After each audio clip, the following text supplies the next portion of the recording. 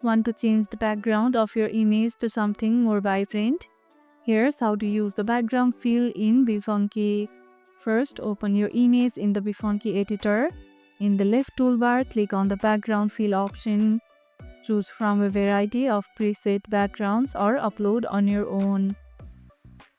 You can also select a solid color or gradient. Once you have selected your background, you can use the fill slider to adjust how the background fits into the image. Click apply to set your new background and add some color or texture to your image. This effect works great for removing distracting backgrounds or giving your image a fresh creative feel. What background do you choose for your photos? Share your ideas below. If this video helped, hit the like button, share it, subscribe and leave a comment. Thanks for watching and I'll see you in the next one.